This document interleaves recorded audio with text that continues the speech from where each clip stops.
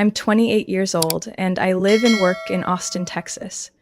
I never thought I'd wake up in a stark, white hospital room, my legs braced in metal, with the beeping heart monitor being the only sound breaking the brutal silence. But what hurt more than broken bones, more than the incision across my abdomen, was my mother's breezy voice in the voicemail.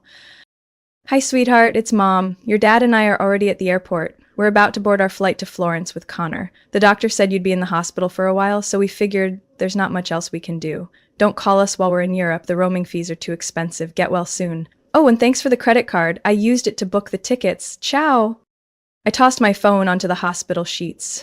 My hands were trembling, not from fever or pain, but because my heart had just been crushed. Just 2 days earlier, I was hit by a pickup truck that ran a red light while I was driving home from a late shift. I don't remember the impact, don't remember the blood or the sirens, just the operating room lights and the icy cold of the oxygen mask being placed over my face. I was unconscious for nearly 3 days. When I woke up, my whole body felt shattered. My legs were stabilized by titanium rods that stretched like railroad tracks. My lungs burned from fluid buildup. The doctors said I'd need at least 4 months to walk again, not to mention dozens of physical therapy sessions. I asked the nurse, "Where are my parents?" She hesitated. "They came by while you were still unconscious." They didn't leave a message. We tried to call, but we haven't been able to reach them.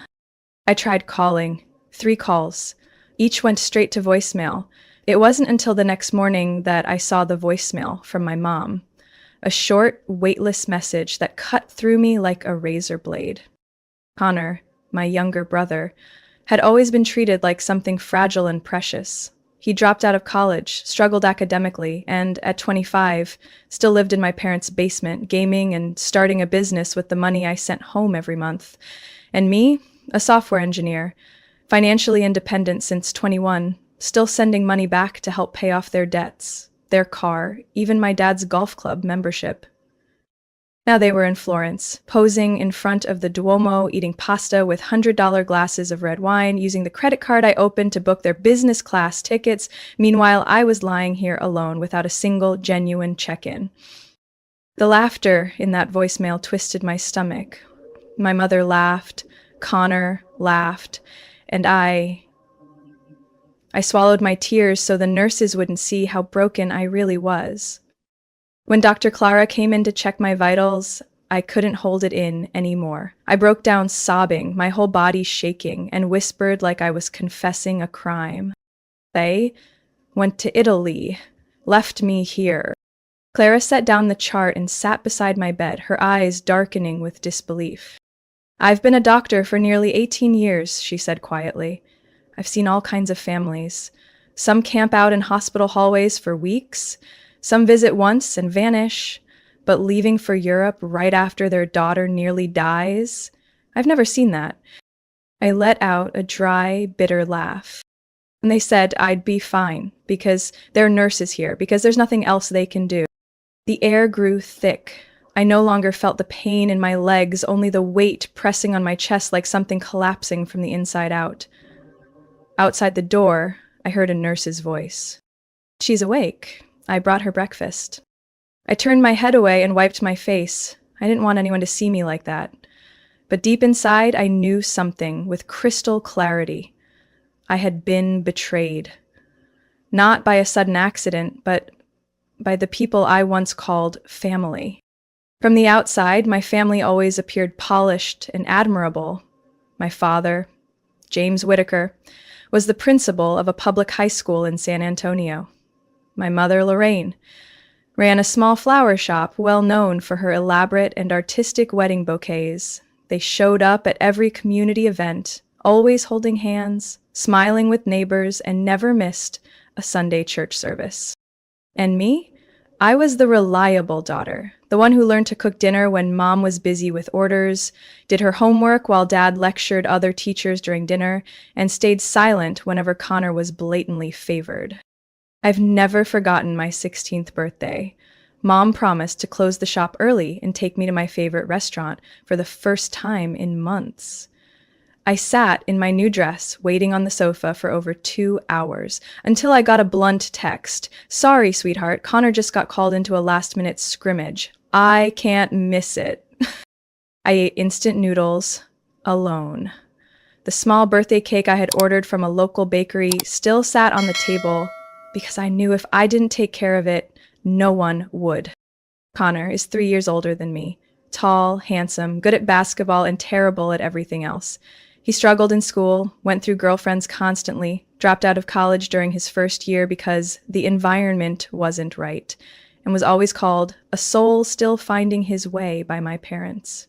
Meanwhile, I got into Georgia Tech on a full STEM scholarship. Mom once said, "Of course you did well, but your brother is the one I really worry about."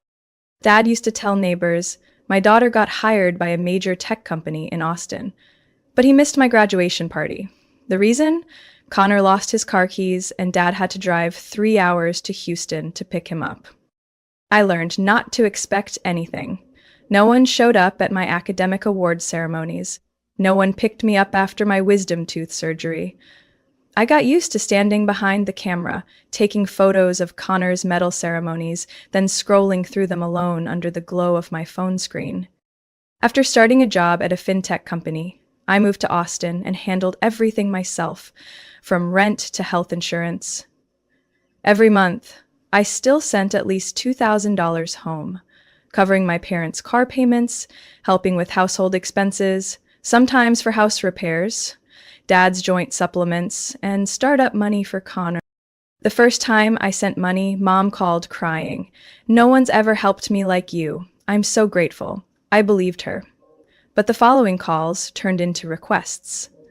"The flower shop's slow this month. Connor needs a new camera for live streaming. Your dad missed his golf tournament." I kept sending.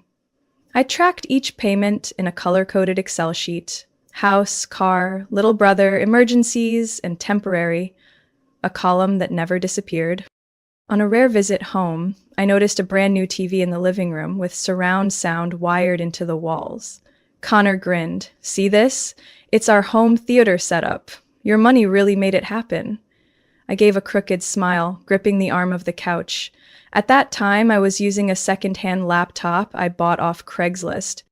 I remember clearly the night before the accident, I called for the first time in my life and said, "I need to cut back. I'm saving up to buy a house. I can't keep sending money forever." Mom went silent for 3 seconds, then started crying. Dad jumped in, voice sharp. "What kind of person are you? We raised you for over 20 years, and now that we're older, you turn your back?" Connor didn't say anything, just sent a shaking head emoji. I hung up. Empty, but oddly relieved. Relieved because I thought I had finally drawn my first boundary. And then, just 2 weeks later, I lay motionless in a hospital bed, while they were raising wine glasses in front of the Florence Cathedral. I scrolled past the photo Mom had posted before their flight. 3 plane tickets, booked a month earlier. They'd been planning this all along. And I was always the one left last. Nurse Riley knocked gently, carrying a tray of soup and juice. She looked at me and said slowly, "You don't get to choose where you're born, but you can choose where you belong." I didn't respond. I just stared out the window. Rain had started to fall, and for the first time I knew I could never go back to the place I once called home. Not anymore. Not after everything. I started sending money home when I was just 24, a year after being promoted to lead engineer at Skylink Pay, a fast-growing fintech startup in Austin. A 6-figure starting salary might sound like a lot, but to me it felt more like a chance to repay my parents for raising me than an opportunity to enjoy life. At first, everything had a clear reason. The first month was to help my parents pay off an unsecured loan of nearly $12,000 they had taken out to repair the roof after a storm. My mom cried over the phone. "If it weren't for you, I'd probably have to sell the flower shop." The next month, I covered 2 months of health insurance since Dad had just taken early retirement and lost his school-issued coverage. But after that, those temporary expenses started becoming the norm. I don't remember exactly when the monthly transfers became expected. It might have been after Mom called to say the air conditioner broke down, or when Connor wanted to start a handmade product business on TikTok and needed money for a camera. It opened a separate account and set up an automatic transfer.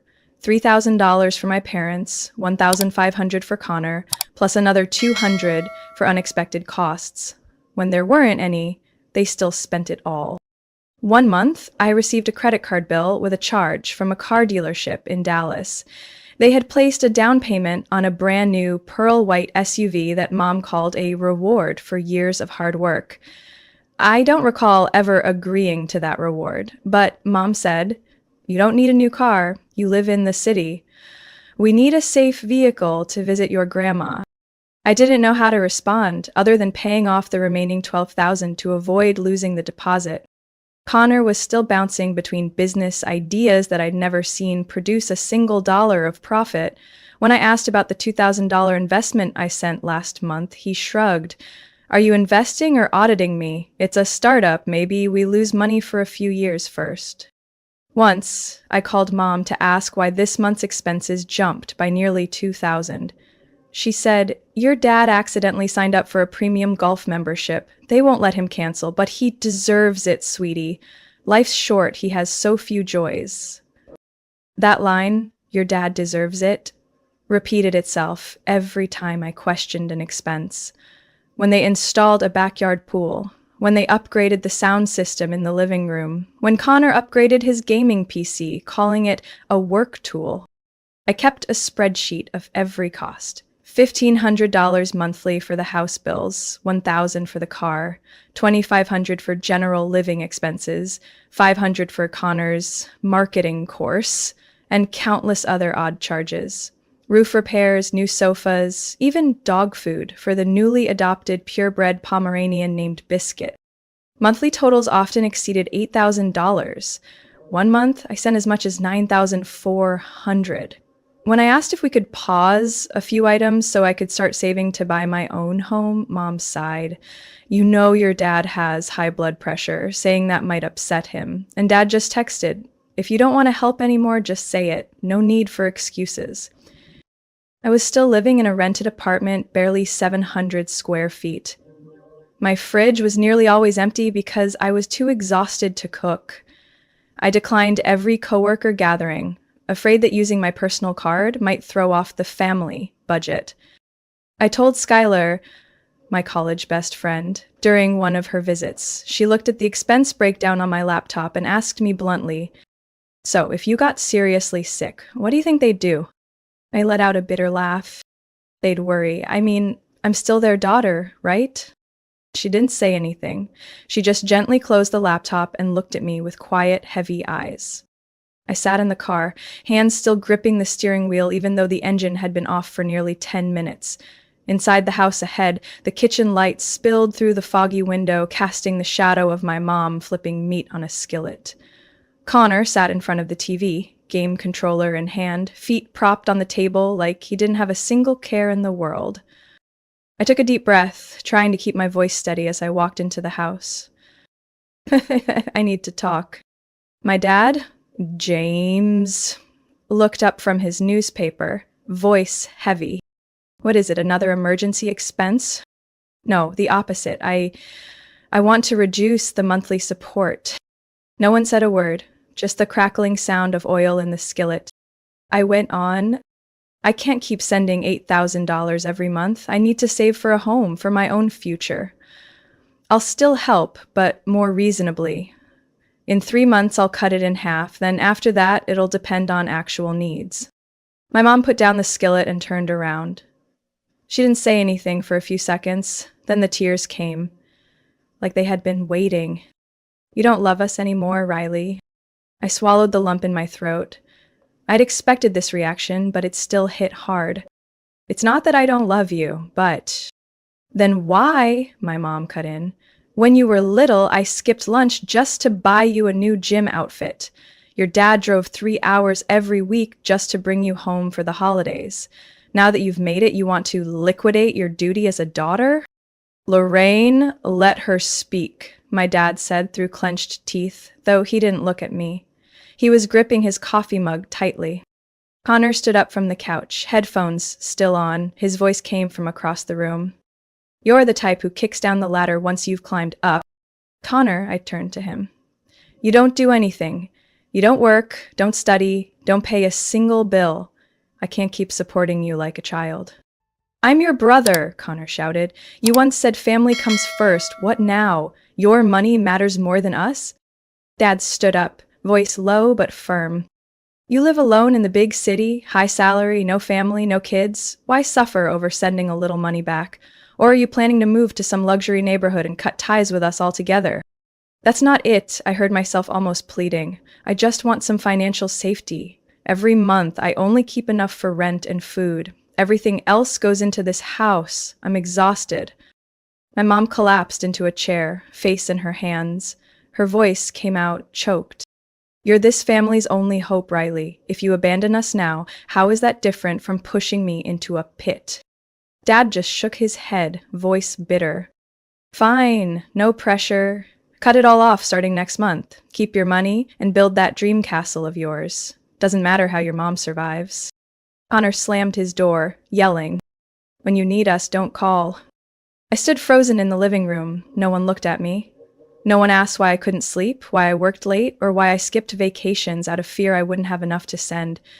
No one asked if I was lonely. Just accusations, like I was the traitor for wanting to keep a small piece of my own effort. I turned and left. No dinner, no more words. As I closed the car door, I saw my mom through the kitchen window. She was wiping her face, then quietly picked up her phone. I couldn't tell if she was texting someone or opening the banking app to check my account one last time. I started the engine. My chest felt lighter, but not at peace. I didn't cry, but inside the emptiness spread, like a patch of forest after wildfire. The trees weren't completely dead, but there were no more leaves. Then my phone buzzed. A message from Mom. I'm sorry if I hurt you, but if you think money can buy peace, then you don't understand family at all. I placed the phone on the passenger seat. Didn't open it again. Didn't reply. That was the first night I didn't log into the bank app to check the family account balance. It was also the first night I began to think about two words: cutting ties. On Wednesday afternoon, 5 days after the accident, I was finally allowed to sit up with the help of an adjustable wedge pillow. The lower half of my body was still numb from medication, but my mind was clearer. Clear enough to realize I was lying here alone, while my parents and brother were likely settled somewhere in Europe. I unlocked my phone for the first time since regaining consciousness. In the saved voicemails folder, I found a cheerful message from my mom. We're at the airport now, about to fly to Florence with Connor. Don't call. Roaming charges are expensive. I know you'll be fine. The doctor said you'd be in the hospital for a while, so we figured we might as well take advantage of summer break. Oh, your visa still works. Use it to book the tickets. Thanks, sweetheart. Ciao. I had never felt so humiliated in my life. They hadn't just abandoned me. They used my money to do it. I opened my banking app for the first time in months. My hand trembled slightly as I typed in the password. Every transaction made while I was unconscious appeared clearly, like being slapped in the face with receipts. June 11th, just 2 days after the accident. There was a charge for $15,292 at Bella Via Travel Services. The note read, "Full payment for 3-person Italy tour, business class upgrade." I went still. While I was receiving an emergency blood transfusion, they were finalizing luxury flight upgrades for their dream vacation. And it didn't stop there. 3 more charges followed. $750 at Sandro Milano, a high-end fashion brand. $920 at Florence Vespa Rentals. $1,180 at Ristorante Aurelio rooftop booking. No check-in calls, no asking for permission. I opened Facebook and typed in Florence and Mom. Within seconds, I found a post she had shared with friends-only privacy. 3 of them, smiling brightly in front of the Duomo, holding gelato cones. The caption read, "A well-deserved vacation after years of sacrifice. Grazie, Florence." Beneath it was a comment from Connor. Thanks to the Bank of Riley for funding our soul-healing journey. Followed by a laughing emoji and a heart. I bit my lip so hard it bled. I kept scrolling. A post from 3 weeks ago in the family group chat, Whitaker home update, read, Lawrence, here we come. As long as Riley doesn't cut off this month's allowance, we're covered. A farewell summer gift. They'd planned this, and when I said I wanted to reduce my financial support, they weren't hurt. They were afraid it would ruin their Italy trip. Miss Riley entered the room, carrying a food tray. She paused when she saw my pale face. Riley, what's going on? I didn't answer. I just held up my phone to show her the photo of my mom trying on Gucci sunglasses, captioned, Italian summer shades worth every penny of my daughter's. Riley exhaled and set the tray down. She sat on the edge of my bed. They used your money? I nodded, then whispered, barely loud enough for even me to hear. I'm lying here with broken bones, internal bleeding, and doctors unsure if I'll walk again, and they're out there enjoying pasta while I can't even get to the bathroom on my own. My voice cracked. My throat tightened. Riley gently took my hand and squeezed. She didn't say a word. I closed my eyes, trying to hold back the tears, but they came anyway. Not from pain, but from the collapse of everything I had built. My image of a decent family, one that loved each other even through disagreements, shattered in under 10 minutes of scrolling through transactions. No one had forced me to sacrifice this much. I chose to. I believed if I gave enough, they would love me the way they loved Connor. And now, in the sterile hospital room, I finally saw the brutal truth. I was never a priority. I was just the most reliable financial resource they ever had. I thought I would spend the next few weeks in silence and solitude, like a shadow the world had forgotten. But strangely, the emptiness my family left behind wasn't a dead space. It became a place for others to step into. Riley, my morning nurse, was the first. Unlike the others who passed by with a routine everything okay, she stayed. She didn't ask out of politeness. She asked because she genuinely wanted to know. She shared that she'd served as a military nurse in Afghanistan and had seen terrible things. Enough to recognize pain that hides behind silence. Emotional wounds linger longer than physical ones, she said once while changing my bandages. And you, Riley, are hurting in both places. Riley started bringing me little things, a cup of homemade chamomile tea, an unscented lip balm because she knew I hated chemical smells. One day, she brought a worn-out book, To Kill a Mockingbird, from her father's shelf, saying it helped her through post-war depression. I read every word as if it had been written for me. But it wasn't just Riley.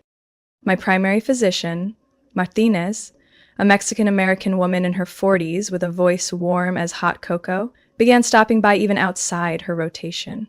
One day, she brought a small box of corn cakes her mother had baked and smiled. For my most special patient. I also had a roommate, Miss Eleanor, 65, recovering from a bathroom fall and a fractured hip.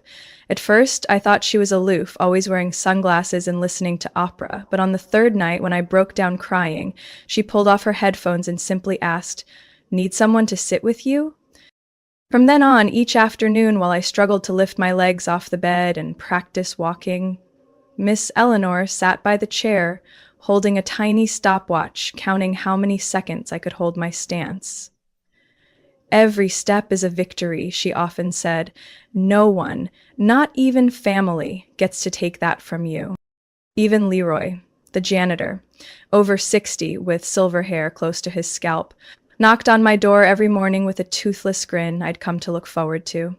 "Did Riley win today?" he'd ask. He had a habit of sneaking a mint onto my medication tray like he was gifting the queen. They didn't have to be kind to me. None of them owed me a thing. But they came, one by one, as if the universe was trying to fill the void my family left behind. A week later, Riley brought in a small card and placed it on my table. Family isn't blood. Family is who stays when you fall apart. Beneath it were handwritten names: Riley, Eleanor, Dr. Martinez, Leroy. I touched the card, my heartbeat finally slowing. That night, I opened my phone again. No new messages from Mom, no missed calls from Dad or Connor, but I no longer expected any. Instead, I texted Riley. Will there be chamomile tomorrow? I think I'm addicted. A minute later, she replied.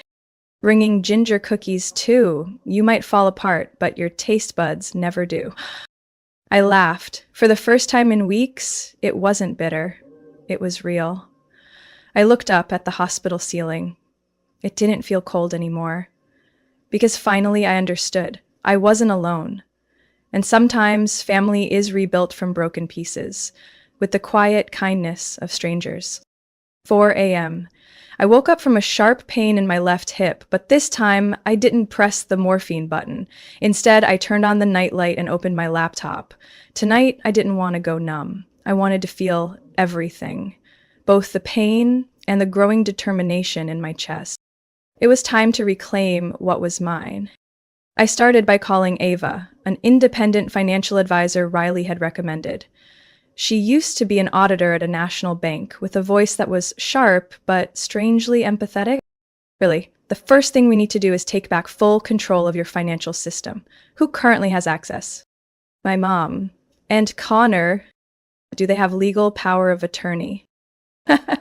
No, I only gave them my passwords because it was easier to track the bills.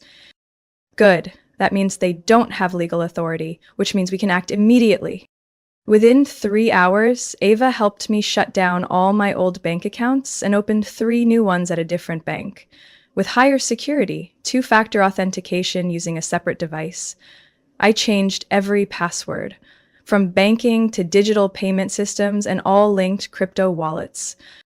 Next came the credit cards. I called the hotline, listed every transaction from the past 45 days, and requested a card freeze, opening a fraud investigation into the card used to pay for the Florence trip. Will they be investigated? I asked, my voice no longer steady. They'll be required to explain, the call agent replied coolly. And with the evidence you've provided, the bank may escalate this to civil authorities if needed.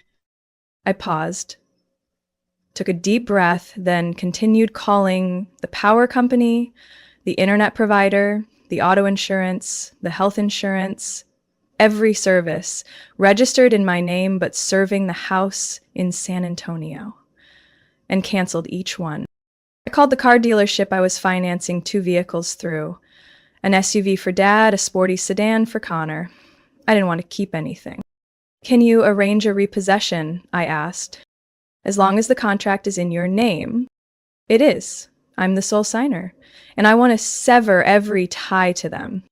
Each call was a cut. Each service cancellation confirmed pulled me further from the shadow I'd lived in for the past 6 years. By noon, Riley stepped into my room with 2 cups of peppermint tea and a surprised look when she saw me still sitting upright at my laptop. Planning a coup? No, I smiled faintly. I'm reclaiming my territory. I wasn't done. I called the airline using the booking confirmation from an old email account my mother had mistakenly accessed. 3 round-trip tickets from Florence to Dallas, business class.